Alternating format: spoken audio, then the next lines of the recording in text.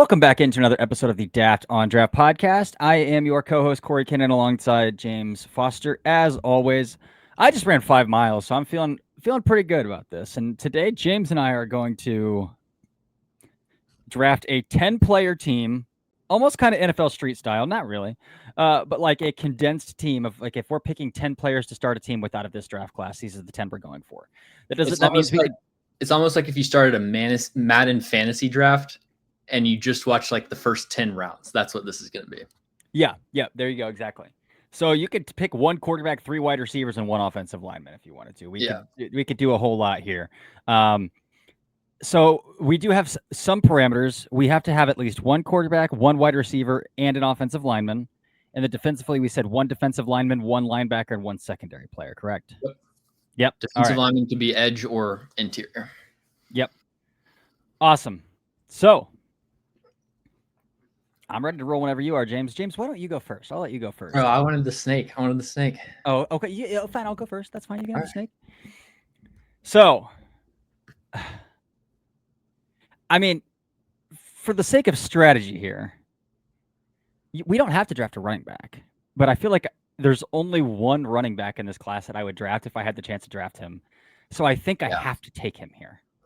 Yeah, I probably just gave you actually the best pick. Yeah, I'm going to take Jeremiah Love here, Notre Dame running back, because beyond that, it's like I think we've talked a lot about Jonah Coleman and Wayman Jordan as maybe those next 2 running backs, but like there isn't a running back within a tier of Jeremiah Love in this class, I don't think.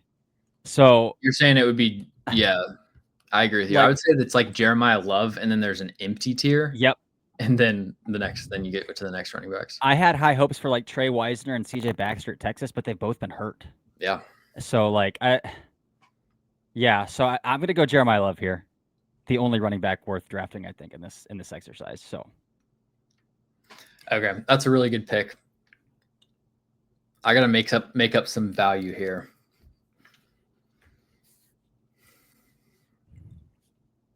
The thinnest position is offensive line, so offensive tackle, and so I have to come away with 1.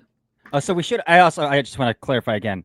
We're drafting 1 offensive lineman. It doesn't have to be. It could be a tackle, guard, center. Right. Yeah. But we can draft multiple. We could draft multiple. Right. Okay. So offensive line, I want to hit with one of these 2 picks. Quarterback, I feel like I got options. All right, man. Give me Kenyon Sadiq. Oh, that's easy. Yeah. Basically, I think the same kind of situation with Jordan Love or with Jeremiah Love. And then I'm really torn between 2 players here, but I think the best offensive lineman draft, eligible offensive lineman in college football has been Francis Mauanoa out of Miami. And I will take him. He can play guard or tackle for me. I was about to take him for the same philosophy. Yeah. So I'm going to punt on offensive line for a little bit here. I have first choice at wide receiver, which feels actually. I mean, this one. I've got a snake here too. Okay, that's it. We're going to snake this then. I'm just going to take Rueben, Bain, and Peter Woods here. I'm just gonna take Rueben, Bain, and Peter Woods on the snake here on the back end and get both my defensive linemen. Or I guess I only needed 1, but I'm gonna take both here.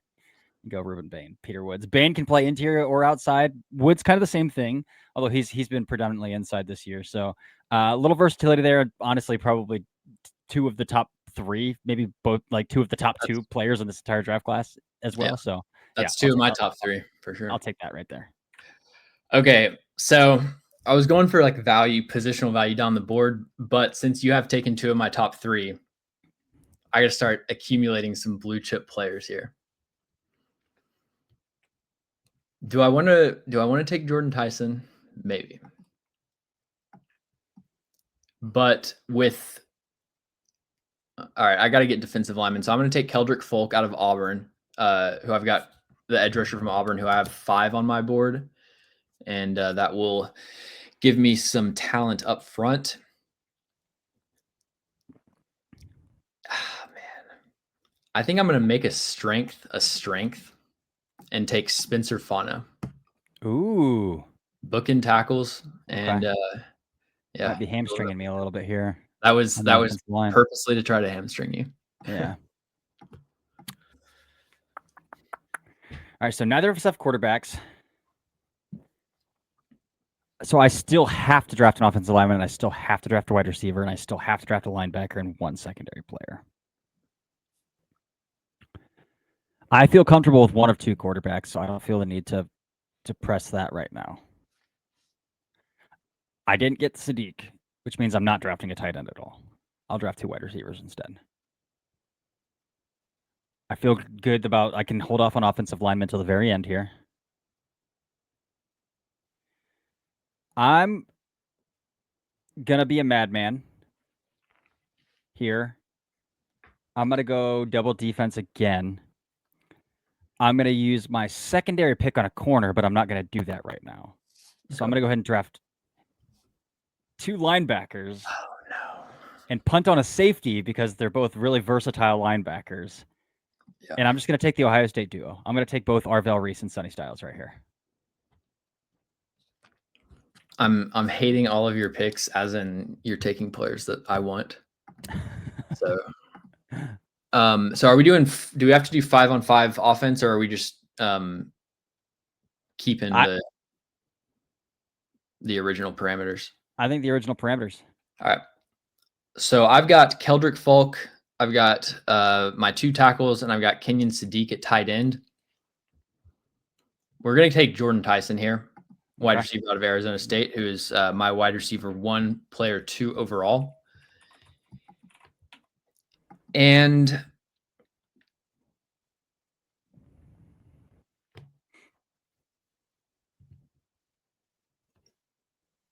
I still need a quarterback. I do need a linebacker.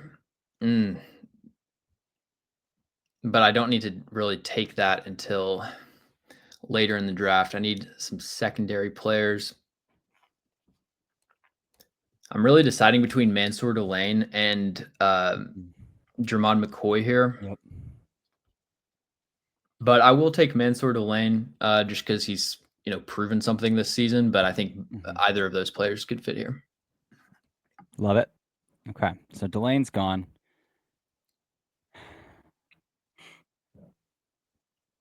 So I still have 4 openings on offense. You're down to just your quarterback on offense. And then I need a secondary player in defense. I'm going to go and take... I feel comfortable with either of those quarterbacks, and I don't even know if they're the quarterbacks that you're going to take. I'm going to double down on... Man, you could double up on corner, though, so maybe I should take a corner. You could go Delaney and McCoy over a safety. Okay, we're going to draft Jermon McCoy defensively here. Supposed to be coming back for Arkansas, I think. Yep. I know he hasn't played a down of football yet this year, but the top 3 player on my board coming into the year. I'm going to bank on that. Yep. Do you have a second? Yeah, I think I should probably. I mean, I could go. Now it doesn't matter because you have to draft a quarterback for your 5th offensive player. So I could take whoever else I want here. I'm going to go Carnell Tate. Okay. Over Makai Lemon. Over Makai Lemon. Yes. Yeah, I can kind of. I agree with that to an extent. I think Makai Lemon is still so much more polished, but obviously, like from a measurables perspective, Carnell Tate has the traits, and if he continues on this trajectory, I think top 10 is looking very likely for him. Yeah, I would agree. I would agree with that. So I've got my 2 tackles, tight end. Last round, we took Jordan Tyson and Mansour Delane, and then I've also got Keldrick Falk at edge.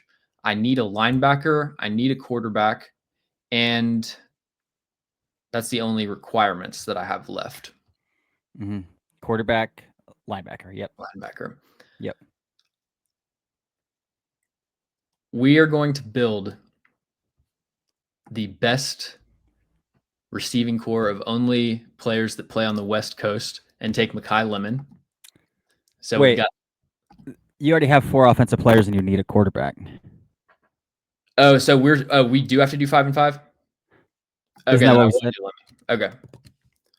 I misunderstood what you said. So then I won't do lemon. I'll do a quarterback in the final round. My highest graded available defensive player is TJ Parker. I don't know that I would want to take him right here, but I'd like to have more on my defensive line, and I think there's an even bigger drop off at defensive tackle. Yeah. I didn't even realize how thin this defensive tackle class is potentially looking. Yeah, when Caleb Banks broke his foot there. Yeah. Yeah. And like Dominic Orange, I don't really think has the pass rushing upside Mm-mm. to where you would take him in this range. We could be talking about Caden McDonald being defensive tackle 2 in this class at this point. Could be. I didn't watch his tape from the past week though. Mm-mm. So I'll just go ahead and I'll take CJ Allen. Okay.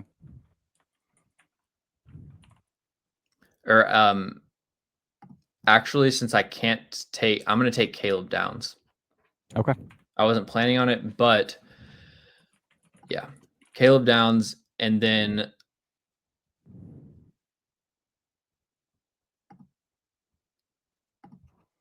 I'll take Ty Simpson. All right. Wow. I don't think I needed to, because I don't think you were going to take him, but vote of I confidence. wasn't going to take him. So I've got 3 positions left. I need an offensive lineman. I need a quarterback, and then I could either take another offensive lineman, another running back, another wide receiver, or a tight end. I'm not taking a tight end in this class with Sadiq already gone.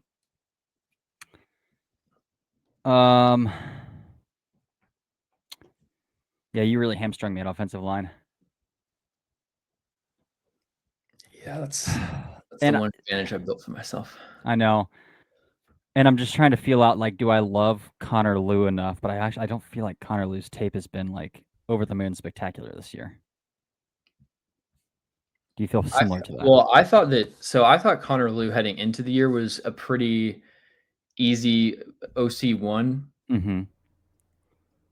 I could see there being some competition. Like, I think that Brailsford has outplayed him week to week, Mm-hmm. but Brailsford's tiny, so I'm not drafting him super highly. I'm considering. I like the Oregon center. I do like. I'm considering taking Vega Ioane here. That's a player I need to watch. The Penn State guard. Mm-hmm. Yeah. I saw Bain tweeted of him. Yeah. I'm going to take Vega Ioane. Okay. As my offensive lineman, and that's going to hamstring me to only taking 1. Because I don't feel good about taking anybody else. And then I'm only at 3 offensive players. So I'll take a quarterback last. Do I want Makai Lemon, or do I want to go just like all explosive and take Chris Bell? Chris Bell and Carnell Tate, that's a pretty imposing wide receiver. Is. I will say. It is. I'm going to take Chris Bell. I love it. So that leaves me with 1 pick left, and it's just my quarterback. But I'll just draft him. You have. Yeah. All right. So I'll do mine too. And it has to be a linebacker, right? So you have only 3 defensive players, right? Yeah. So it's got to be 2. It's got to be a linebacker and then whatever else. Yeah. Okay. Well, we've got Keldrick Falk, who I think is going to be an elite run defender, and maybe has a lot of pass rushing upside yet to be unlocked. So from a team building perspective, if I'm going to really take that angle seriously, TJ Parker I think has got to be a pick here, just to add somebody on the opposite side. And so I was considering doing like a spicy linebacker take because CJ Allen hasn't played amazing this year, but I would still probably go with him over Jake Golday. And yeah, I don't think, is there anybody else that you would At linebacker? No. I'm pretty happy with my decision to double up on rangy, versatile linebackers. Yeah, that Even though they're was from that was the a same that was team, a yeah. huge oversight by me. I gave you that one. Um, So yeah, yeah. that's my team. Who is going to be quarterback 1 for the Corey Kinnan? So I'm actually torn here. Like, obviously, I've been a Mendoza quarterback 1 truther, so that feels like the play I need to have here. But like, I'm like sitting where we are today, and yes, Fernando Mendoza is still my quarterback 1 today. But I'm like also trying to anticipate trajectory. And like, if Fernando Mendoza keeps playing like this in the Indiana offense, what the Indiana offense is going to ask him to do, and like, yeah, I feel really comfortable with him being a first-round pick. But if Dante Moore keeps doing what he's doing in that offense and what they're asking him to do, then I would say like, well, what Dante Moore is doing is more impressive because the offense is asking him to do more. Mm-hmm.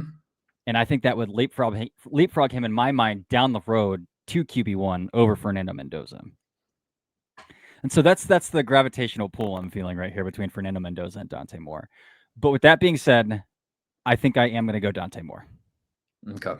We're going to anticipate that like both quarterbacks play out of their minds the rest of the season as anticipated, but because of what the Oregon offense will ask Dante Moore versus what the Indiana offense asked for Fernando Mendoza to do, plus I think a little extra lower half versatility. Like Dante Moore's not a great athlete by any means, but he is a plus, not even a plus athlete, but like he's a better athlete than Mendoza. Yeah. So we're going to go Dante Moore. I totally agree with that logic about like how it would play out the rest of the season. Let me ask you this. And like Ty Simpson wasn't on the board, but if all 3 of them continue to play out of their minds, what do you think there? Man, that's a good question. I think Simpson and Mendoza are Simpson, I think they're probably negligible athletes, like comparable athletically, negligible. I think Simpson's probably a little smoother of a mover than Mendoza. I mean, Mendoza's just longer limbed. To me, it feels like when Mendoza like sees pressure and he tries to escape the pocket, there's just this half-second lag where he's like stuck in mud. I agree. I will say from Simpson's Vandy tape though, he was running second around. watch, it was good. There were some throws I felt like he missed or like he was late to, which was the first time I'd seen it with Simpson. I'm going to stick with Mendoza over Simpson because I also just think Mendoza has a better arm too. That I would probably agree with. Yeah, I'd probably go with that. All right. So do we want to talk about any of the players that maybe like would have been in the top 20 on the consensus board or like people would have expected to come off the board here that we didn't take? Yeah, let's do that. Like sure. like I think we didn't talk about Sellers in that quarterback conversation. I'm interested where you're at on him. Yeah, so Sellers still terrifies me. Like we are in week 6 and I still feel like a little terrified by him as a player.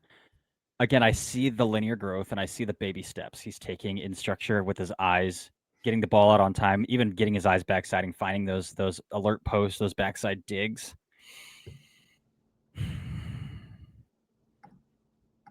Some of the pressure to sack stuff, some of the time to throw stuff still terrifies me because like he's still trying to spin out of every single pressure and he's taking 12-yard sacks, like 12-yard lost sacks, some stuff like that. But I feel good about his development. I feel good about how clean mechanically he is, both lower and upper half. I feel good about the tools. But like from a process standpoint, I still am a little terrified by Sellers.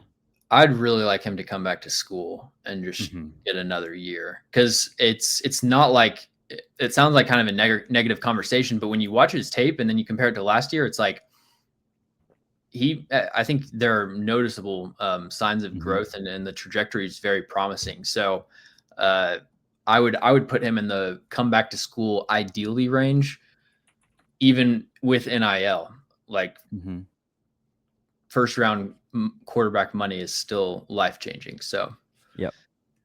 If LaNorris Sellers went back to school, he would still be only 22 years old when he took his first NFL start. Like, or would see his first NFL snap, preseason, whatever. He just turned 20 in June.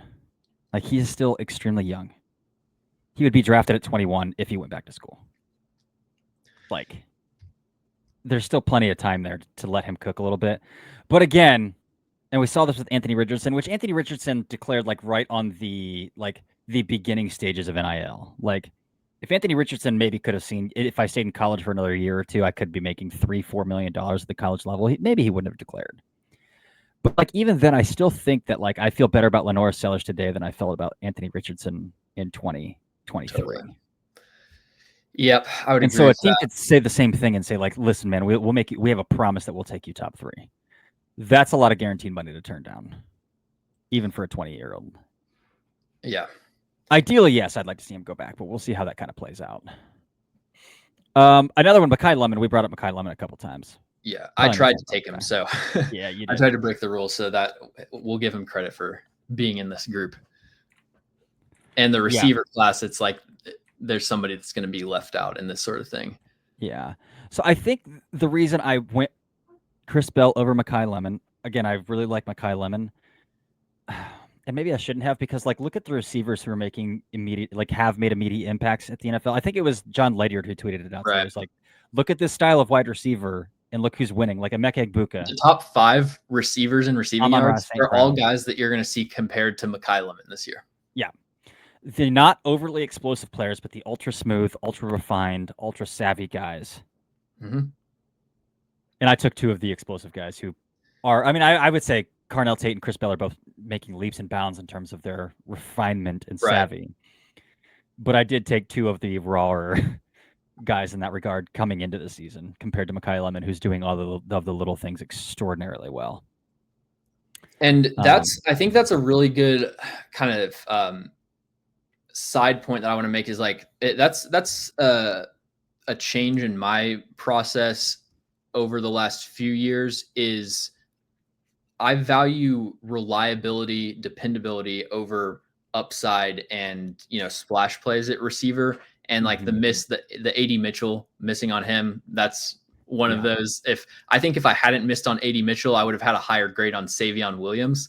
But I was like, you know what, I'm getting the same kind of vibe. So I had to be a little bit more conservative with that grade. But it's also kind of, when you look at receivers, day 3 receivers that work out, it's never really the 6'5" guys that run 4.3, but are like raw route runners. Like Dante Thornton, he might break the trend, but that style of receiver never, it doesn't have a lot of success in the later rounds. It's always the really good players, refined route runners, but they just, run a bad 40 or whatever the case is. Mm-hmm. Yeah. So I did take the upside shot there. Maybe I'll regret that. We also didn't set parameters. I don't think Chris Bell is like some boom bust. I don't view him in that like category. His hands a little bit scare me, but yeah. But I don't either. His drop rate has improved a lot this year. It has. And what he's done at the catch point, like the last 2 weeks, I think, is he 7 for 8 on contested catches? I think I saw that over the last 2 weeks. Mm-hmm. And if you go back to his 2024 tape, not so much this year because he's the top dog in Louisville this year, so he's playing a lot more X and Z, or a lot more outside. But like, this dude last year was taking screens and in rounds and creating explosives out of them as well. So it's not like I just took like some strictly X wide receiver. Maybe so with Carnell Tate, but I think Carnell Tate can even give you some Z stuff and some stuff there too. Something I noticed with Chris Bell.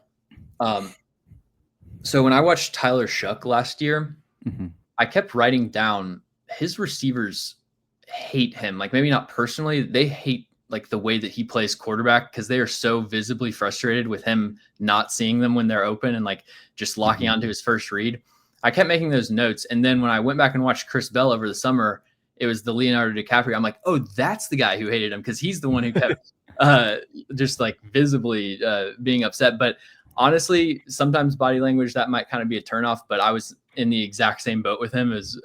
I'm like, thank you, finally someone else is realizing this guy's not seeing the field. But the Saints have realized it too because did you hear the Saints today?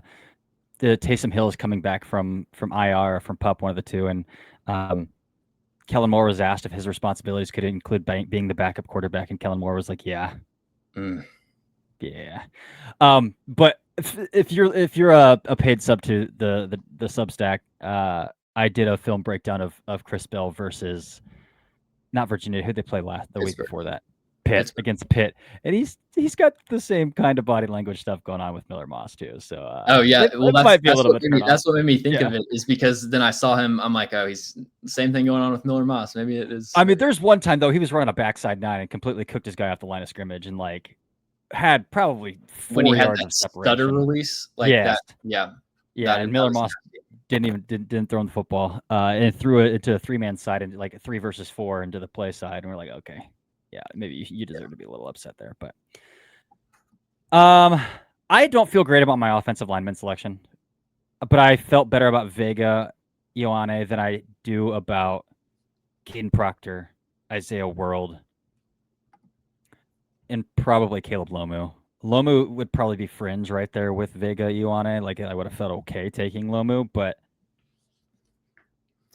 the O-line class is I feel like the development of the O-line class and receiver class have basically canceled each other out this year, because heading into the year, it was looking like 6 potential first-round picks. And now it's going to be like Francis Mauanoa and then maybe probably Spencer Fano, and then maybe a guy gets drafted because of traits or something. Yep. That's exactly how I feel. Like even the Proctor tape, as you mentioned last time out, is like it's stabilized, but like, boy, there were some times I still thought he got like completely bowled through the chest. He lost on an inside move, I think. He doesn't have precise hands. Like he's going to lose the hand fighting battle against 90% of NFL pass rushers that he faces at this point. And so that's why it's like with his physical traits, he shouldn't be losing in college really that much. So he's stabilized to the point where he's at least playing at the level that he should be playing. But then when we start talking about a top 10 draft pick, I still got to see way more in terms of hand usage. I still have some questions about the lateral athleticism, even though I think his explosiveness at his size, whatever it is absurd. But yeah, there are still concerns. And then like you've mentioned the weight thing. I think that's a concern also, because you never really know how much, like what he's playing at. I think it's fluctuated a lot over his career. Yeah. Defensively, I don't feel like we like passed on any players of like, why the hell wouldn't you guys draft those guys? If Caleb Downs wouldn't have got picked, we would have had that conversation. But like maybe Avion Terrell, because I do feel like Terrell's playing pretty well. But like I'm still taking the shot on McCoy. I know he hasn't played it down all season. I'm still taking that shot on McCoy. And then I just decided I wanted both Styles and Reese, 2 really athletic, versatile linebackers, and I could do some fun stuff. And Styles is converted safety. There's my safety. We'll have at it. But I don't think there's any like defensive players that it's like that was negligence not to take them. Yeah, when I'm looking at the consensus board, guys that we didn't pick, there are some players that I think it's just kind of holdover from summer scouting, and it'll update once people get into the tape. Although Anthony Hill Jr. out of Texas, I'd like to hear your thoughts. I didn't ever think that about.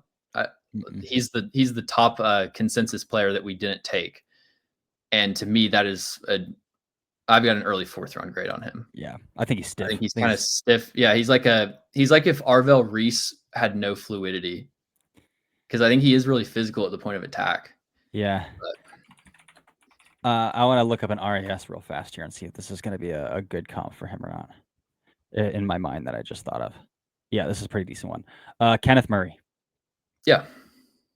Reminds me a lot of Kenneth Murray, who like when he's coming downhill and he's kind of a battering ram, it's like, okay, yeah, that guy makes an impact. But like, although Kenneth Murray, I feel like was a level of athlete that you would still take early, where it's like I'm betting on that on the 50% chance that he improves his instincts, he's going to be a really good linebacker. I don't really see that level of athlete from Anthony Hill, even though I think he is a good athlete for his size. Mm-hmm. And then he's not going to run a 4.5 or a jump 38 inches though, like Kenneth Murray did. Yeah. The other right behind him on the consensus board that we didn't take was LT Overton, who we've kind of discussed. Just he doesn't have top 15 pass rushing like juice to me. No, I think LT Overton's one of those players. Like, if I were a GM, and this isn't saying I would put a UDFA grade on him, but if I were a GM, I would just say, like, I'm just not going to draft the guy. Like, I just wouldn't draft him. Like, I don't know what to do with him. I don't know how to play him. I would let that be somebody else's situation to try to figure out. By the time you would take him, somebody else already would have. Exactly. Yeah. Like, I just wouldn't even put him on the board. Interesting. I would definitely have him on the board. So I'm probably higher on Overton than you, but I don't think he's really impressed this year. I don't think he's going to have a hard time winning the outside track. And when you get these kind of tweener players and their best pass rushing reps are when they're lined up over a guard. Mm-hmm. I don't think he's just even explosive enough to even win through there, like through the chest from the interior often enough. Yeah. It's like that's where I'm saying, like, I would let that just be somebody else's problem. Let that be somebody else's situation to try to figure out how to get it done. If I were in a decision-making seat. But yeah. Other players that were highly ranked, the next would be Isaiah World, who I think is another kind of just consensus board hasn't really calibrated yet. His tape has not been great. I was talking to QB11. He's he covers Oregon, does a really good job with it. We were talking about Oregon, Indiana, and he echoed a lot of my concerns about Isaiah World and just not having any anchor, which I totally agree with. Mm-hmm. I think the movement skills with his frame, it's still worth keeping an eye on. But right, does he have eligibility? He does not. He's a redshirt senior. He's a redshirt senior. I want to say something about Arch Manning. Because he just came up. He's still. It's a fun segue. We're talking about Isaiah World's eligibility. I want to say something about Arch Manning. So and also with that athletic article, it was awful. Yeah. I have to defend the recruiting analysts because they do kind of a similar job that we do, but I think theirs is way tougher. Where it's like anytime you see a highly ranked quarterback that flames out, it's not evidence that the entire recruiting industry is a sham. It's just really hard to. As hard as it is to project 21-year-olds what they're going to be when they're 24, it's way harder to project that when they're 16, and you've got an even more extreme disparity in competition level. So regardless, it has almost nothing to do with Arch. He was just kind of the impetus for that. But that's a pet peeve of mine, is that people use these guys that disappoint as just because somebody gets it wrong, it doesn't mean they're trying to BS you. Right. So that's my rant of the week. Love it. All right. Any other players on that consensus board we need to talk about, or does that feel like a good place to call it? The one guy I would shout out is, I think, Mateo Uyunglele. Wouldn't have been in consideration to take him for this exercise, but he's been someone that I'm been way lower on than consensus. I have started to warm up to him a little bit. Mm-hmm. Same. I still I've got him 51 right now. For him to be in that first round conversation, which seems like where he's going to be taken, I've got to see more power from him. But a guy who's under 20, he's, I think, going to be 20.8 years old when he gets drafted, that already has that level of refinement.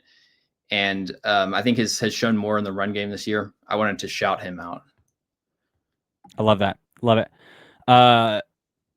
Yeah, he wasn't my flavor of the week over the summer either. Again, I think I had a 4th round grade on him coming into the season, just because, again, I don't love 6'6", 270-pound dudes who just want to play with finesse. Show me a power profile, man. So we'll see. He's probably gonna be one I'm gonna wait a little while on. Obviously, I'll do some work on him once Oregon gets into against Drew Shelton, that's a resume game, so maybe I'll go back and watch that one. But again, being that young, it's is he even going to declare if he gets pretty bad feedback or doesn't get the feedback he wants? Not that it has to be bad, but Cool, man. All right. Well, sorry missed out yesterday. We are back today.